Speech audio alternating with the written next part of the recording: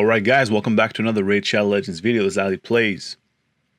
And before we get started on this FLESHMONGER video, I would actually like to invite some of you guys, if you guys want to join my clan, Raid Loot Repeat. We're actually looking for Ultra Nightmare players, but we do need more players because we want to be using less keys.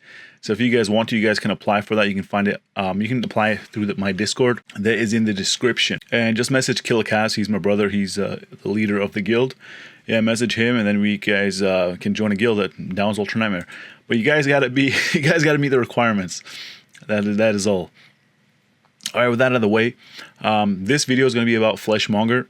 It's going to be a guide / review, and we're going to go over skills, artifacts, and masteries, and we're going to try them out in a bunch of places in the game. And also, special thanks to my patron, Jedi Cat. You were my first patron, and I am grateful for that. Thank you. Alright, so FLESHMONGER was one of those champions that was released with Coffin Smasher, and for some reason, he is one of those champions that people just forget about. People have been making videos about Coffin Smasher, Frozen Banshees, those kind of champions. I mean, he's not really relatable to Frozen Banshee, but they did release around the same time. So, FLESHMONGER has a really nice kit on paper. His basic attack is a triple hit, that's always good. And his A2 ability is basically like Athel's. He places increased attack on himself and increased crit rate, and then after that he grants himself an extra turn. And it's very good because it's basically on a 1-turn cooldown when you max it out. Tornado Cleaver, he attacks all enemies and he has a 50%, but if you max it out, 75% chance of placing decreased defense.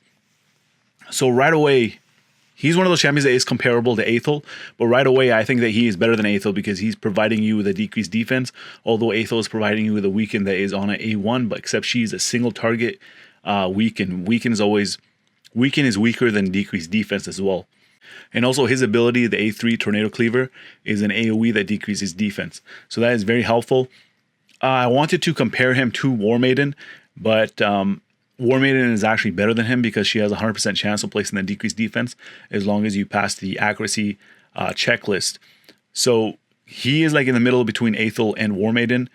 He is, in my opinion, he is better than Athel, but worse than War Maiden for the decreased defense. But he does have that triple hit, so he has that one thing going ahead of War Maiden. His aura skill increased ally attack in dungeons by 23%, so he's going to be amazing for dungeons. So if anybody is early to mid game, he's a very good choice to build up. And that 75% chance on his Tornado Cleaver, we can actually bring that up to 80% if we go through the Masteries and grab the... if we go through the Masteries and grab the Sniper Mastery, we can increase that by 5%. It's going to be 80% chance. So you do have a 20% chance of missing that decreased defense. And since an AoE is most likely you're going to be missing 1 or 2 of those. Yeah, so I'm going to keep it real 100% with you guys. I'm not going to be overhyping this guy if he is not that good. And if he is viable in some places and you guys need him to fill up your team and work in your composition, then you guys by all means go ahead and work on him. And he requires 13 skill books to max out, and they are rare skill books.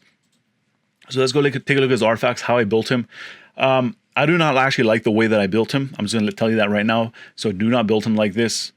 And the reason being is that he is an attack type, but he does not do nearly enough damage for me to build him in a attack type way. So if you look at my total stats, I have 3,373 attack. That is pretty low, but I guess that stat is achievable for a lot of early to mid-game players, the 3,000. Getting almost 100% crit rate is not very achievable. I'm at 92%, not very achievable for early game players. And the critical damage, 195%. So it is hard to build him. So the way that you do, another way that you can build him is actually try to make him tanky and just utilize his triple hit on his A1 just for... if you want to use him for Fire Knight. He does have affinity disadvantage against Fire Knight, but he does have that triple hit if you need multi-hitters for Fire Knight. And then he also has that AoE decreased defense. So if he's durable, he's going to be very good for dungeons if people need a decreased defense. But you better off using War Maiden. But again, I can't stress this enough. He brings you that triple hit, which War Maiden does not have. So you guys take a look at the stats, what I use in my artifacts. I try to get him as much speed as I can. He does have very high speed, as you saw, 203, because if you want to bring in someone to set up a nuke, you actually need them to go before your allies do, before your nukers go, because you want to set up that decreased defense. So you take a look at my artifacts right here, take a look at the substats. Substats you're going to be looking for this guy. Okay, listen to what I put on the screen as opposed to what I actually did. So try to make this guy have high HP percentage. So get him with HP percentage and defense percentage for your substats. Try to get him as high as you can in terms of accuracy as well, and high speed. So you're looking for HP percentage, defense percentage, speed, and accuracy. I know he is an attack type, but he does not attack hard enough to warrant building him like that. But if you do need a farmer, then I would recommend building him as an attacker. So I want the crit damage primary on the gauntlets. You can also go with HP percentage or defense percentage depending on what you need for your team. For the chest, attack percentage, again, defense percentage, HP percentage also works as well. And if you actually do need more accuracy, just go with the accuracy primary. Even though I don't really recommend going with accuracy primaries, I'd rather just get it through the sets and the substats, as well as the banner. You want the speed primary for the boots. And we look at the accessories. We got defense primary, you got loss of attack percentage on the substat. Crit damage primary here. Again, if you want to build a more durable, go for HP or defense. And basically whatever has the most accuracy on the substat. That's a good way to get some more accuracy for your character. And of course, we want for the accuracy banner. If you do not have accuracy banner, just put on whatever has the most speed as a substat. So that's going to be it for the artifacts. And we're going to go through the masteries now. So for masteries, I did go all the way down to grab Giant Slayer. There are multiple options you can choose. You can also choose Helm Smasher if you want him to ignore 25% of the target's defense. Or you can also go for Flawless Execution if you do need that more crit damage. Just make sure you guys don't just copy paste. Build them to how you want him to be for his role. And we also went all the way down. This is actually very important for him, I think, Sniper, because you actually want him to have a 5% extra chance. You want the 80% chance to land that decreased defense. And we got Master Hexer, so the duration of the debuff is extended. So with that out of the way, let's go ahead and showcase him in Arena. Arena is pretty easy now because it did get reset, right? Okay, so these guys have 216,000 team power. We only have 188,000. So my goal is to try to get Fleshmonger to go first and place decreased defense. Let's see how much he can actually place in Gold 4 Arena. All right, so we do go first. That's pretty good. That's surprising. All right, so I can try to keep him alive a bit. There we go. All right, so if you throw him on auto, what he's going to do first is actually use Fresh Meat, but I actually don't want to use Fresh Meat first. I actually want to use Tornado Cleaver, and then the next turn after, I use Fresh Meat, so that cooldown of his Tornado Cleaver is dropped much lower. So we're going to go ahead and attack all enemies and try to apply decreased defense. Let's see how many we actually land, and let's take a look at the damage. So we're going to place that 1-time speed. So we landed 2 decreased defense. So we only landed 50% of it, even though it's an 80% chance of doing so. All right, Yannicka. All right, so since he landed decreased defense, we can do a pretty big hit here. So set up for a nuke. There we go. Everybody's dead. 91,000 damage on that Stag Knight. That is nice. All right, let's try to face a harder team, I guess. You know what? I actually want to do face a Rotos because he has a triple hit. This team is probably going to wreck me, but we're going to go ahead and go for it anyways. So he has a triple hit on his A1. So Rotos' weakness is actually multiple weak hits. So he doesn't activate his passive ability. Okay, he's still alive. We can't place decreased defense because they have they have all of these block debuffs up. We might be able to place on Rotos, so we're actually going to do the AoE still. We didn't do it. All right, Rotos is frozen. We're going to attack with Yannicka. We're going to try to kill Masteries. There we go. 106,000 damage, man.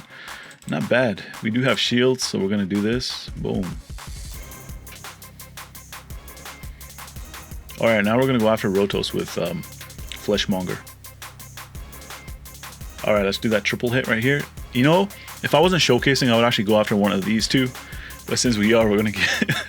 We're going to have to go after Rotos. So, see that? He can whittle down his HP without him countering, which is very good. And then someone else can finish him off. And then she also has a double hit on her AoE. Oh, there goes Fleshmonger.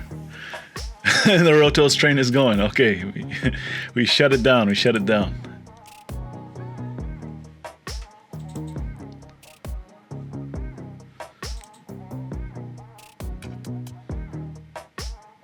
Yeah, we gotta kill Warlord now. He's getting kind of annoying. Alright, we're gonna kill him. Go under Veil, and then we're gonna attack I like the multi-hit, but I do want to get rid of those shields. There we go, got rid of the shields. Try to force him to attack Duchess Lilitu there. And we're going to try to provoke him. There we go, we got the provoke. Double hit, and then she should be double hitting him too. There we go. There we go. So there are a lot of counters for Rotos with multi-hits, but I guess people don't like using multi-hitters. So keep in mind that Fleshmonger is really squishy. So he's going to be playing the role of Madame Cerise here. He's going to be going first. But the thing is, though, he actually has a better AI than Madame Cerise, because Madame Cerise uses her AoE first. The one that actually doesn't decrease defense. And he actually uses that first. Well, he does use his power-up first. See that? Fresh meat. And then after he does that. So he plays decreased defense on everybody except for one champion. So that is pretty nice. So that can help you clear waves faster. And what we're going to do is we're actually going to skip straight to the dragon now. Alright, so less than a minute to reach the dragon. Well, basically a minute, right? Alright, so he does apply decreased defense again on the dragon. Affinity is nice. He shares the same affinity to the dragon, so there's no issues there.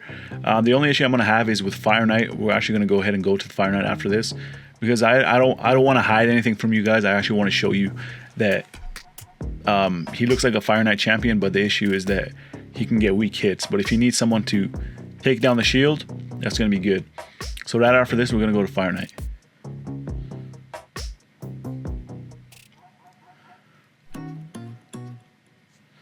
So a minute and 30 seconds. My best time is a minute and 10 seconds. He did 565,000 damage. That's actually not bad. That's not bad, but he is an attack type. But it is not bad. I'm actually going to sell that. For Fire Knight's Castle, don't expect too much because he does have affinity disadvantage. As you can see over here, he's a magic affinity, so he's weak to force. So I'm going to showcase the first wave, and you can see that he's going to have issues placing that decreased defense because of his affinity disadvantage. Let's see how many he actually places. Not bad there. So sometimes you actually do have a pretty good chance. So not bad there. So after this wave, we're actually going to go straight to the Fire Knight.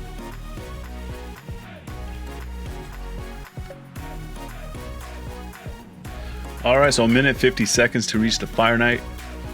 We are here, that's all that matters. We didn't wipe. He actually didn't die.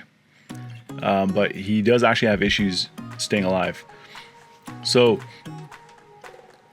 his role basically, he's not to do any damage. His role is to triple hit. So if the shield is up, he's got a triple hit. Let's see how he does there. See that? 7 durability left. That's how Fire Knight works. Obviously, you guys know this, man. I don't gotta tell you this. Before the new players, that's how Fire Knight works. And then when the shield is down, he can actually place decreased defense. Let's see if he's able to do that. Not yet. He's got some weird animations, man. He's got like a rosin animation with his A1, but I feel like his is like kind of gimped. I don't know. Rosin's the cooler when he does it. Yeah, he's supposed to place decreased defense, but he can't because he has affinity disadvantage. Sometimes he can. Let's see if he's able to do it.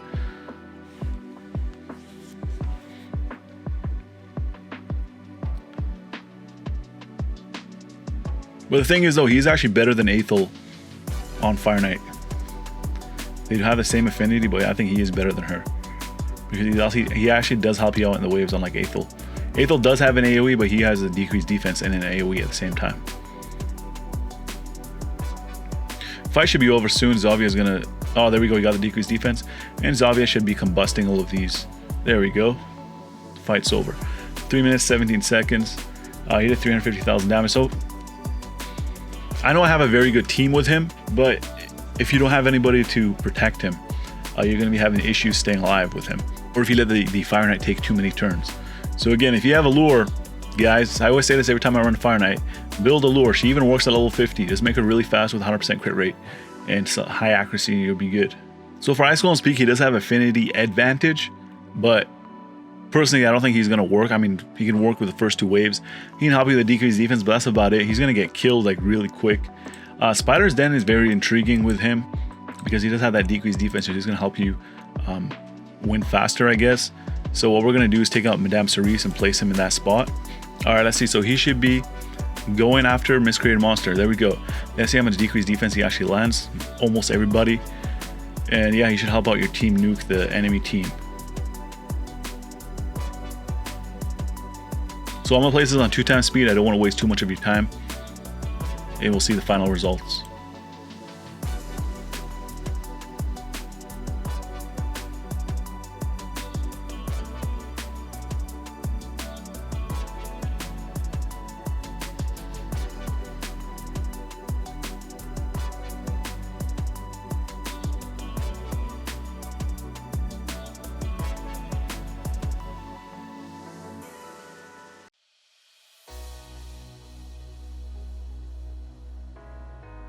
There we go. He did proc his Giant Slayer over there, so that's why I actually do build him a Giant Slayer. 1.1 million damage, not too bad. The thing is, though, I'm not expecting a lot of you guys to have a team that's similar to this. I'm not expecting that at all. This is a very hard team to get. You're going to need to play this game for like over a year to get a team that is like that. But if you need somebody to place decreased defense, and you don't have Rosin yet, I mean, his version is AoE, so it is very nice. You can also use War Maid in that spot. All right, so the last place we're going to showcase him is in campaign, and if he can campaign farm or not, right over here. The thing is, though, obviously he can do it because Athel is able to do it. A lot of people use her as a campaign farmer if they're new to the game. There we go, one shot every wave. See, his animation is really weird. Like, they don't go for the full triple hits. Like, if they die, he's like, oh, okay, I'm just doing 2 hits right there.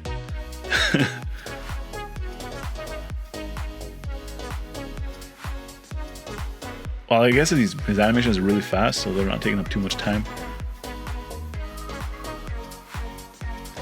There we go. So 26 seconds over there. 26 seconds. So not too bad. So now we're going to go ahead and review FLESHMONGER. Farnax Castle.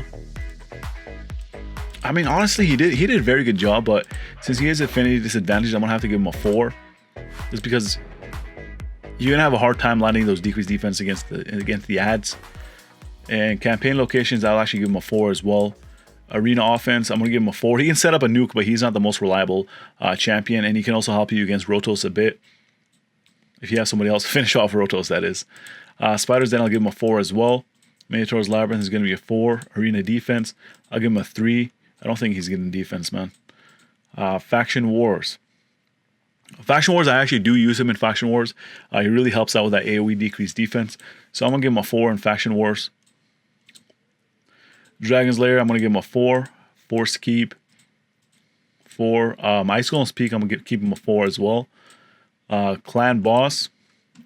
So here's the thing. I actually haven't tested him in Clan Boss, but the thing is, though, is that he is very squishy, obviously, so you're going to need to build him with Lifesteal. He has a triple hit, but honestly, I wouldn't use him because you can just use Coffin Smasher instead. I know Coffin Smasher doesn't bring a decreased defense, but he does bring a decreased attack, which in my opinion is much more important. But yeah, you can give him a 4 for Clan Boss. For early to mid game, Spirit Keep, I'll give him a 4. Void Keep, a 4. And Magic Keep is a 4. So yeah, he is very good. Honestly, looking at his kit, I thought he was going to be very good, but I was just disappointed in his affinity, which is my issue personally. I don't know if you guys feel the same way. You guys let me know down in the comment section. So offense and crit rate is what the recommended artifacts are. I say that is pretty accurate, but I do think that he needs accuracy. So if you have accuracy, I would use that instead of the crit rate. All right, guys. So overall, I actually do think that FLESHMONGER is good. I think he's a better version of Athel, but he's not as good in War Maiden in terms of applying decreased defense. But he does bring that triple hit to the table. So he actually does have. He's actually better than her in a way. But if you guys just need a decreased defense champion, he is not the one to go to. That's going to be War Maiden for sure. War Maiden, or if you have Stag Knight, champions like Madame Cerise, Tomb Lord, characters like that, man. But these are for people who do not have decreased defense. And let's say you've been having bad luck and you can't get War Maiden. I know she is farmable. Go for this guy, man. You got a triple hitter right there too. Yeah, so that's going to be it for the video. I appreciate all the support recently. And as always, I want to thank you guys for watching. I'll see you guys in the next video. I'm Tyrone. I need everybody to subscribe to the homie Ali Al Plays. And that's non-negotiable either.